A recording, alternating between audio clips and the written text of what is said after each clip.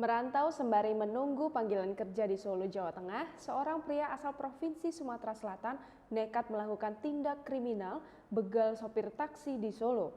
Ya ampun, begal aja jauh banget mas, sampai ke sana. Tak kenal takut, mana ini? Tak kenal takut meskipun bukan daerah asalnya, pria bernama Gregorius Bahri Dharma Effendi, 19 tahun, nekat melakukan aksi pembegalan.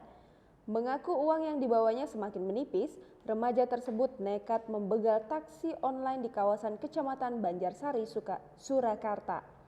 Melansir informasi dari tribunsolo.com pada Jumat 30 Oktober 2020, Kapolsek Banjarsari AKP Rika Zulkarnain membenarkan adanya informasi tersebut.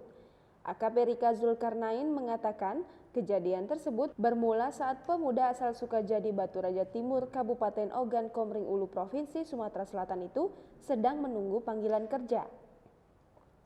Mulanya, pelaku berniat memesan taksi online di wilayah Palang, Joglo dengan tujuan ke kawasan Kadipiro.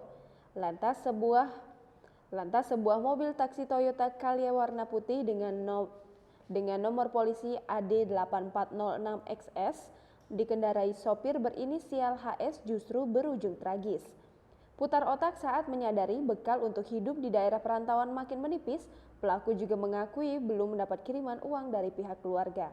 Alhasil saat itulah Gregorius gelap mata dan berpikir singkat untuk melakukan aksi kriminal. Pelaku kemudian mengarahkan taksi online ke lokasi yang sepi. Setelah dirasa aman, pelaku langsung mengambil batu yang sudah disiapkan untuk melakukan aksi kekerasan.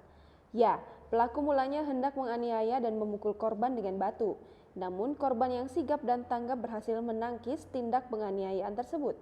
Tak henti sampai di sana, korban yang melawan kembali diserang dan dililit menggunakan seat belt. Beruntung, korban yang segera meminta tolong akhirnya mengundang kehebohan warga sekitar.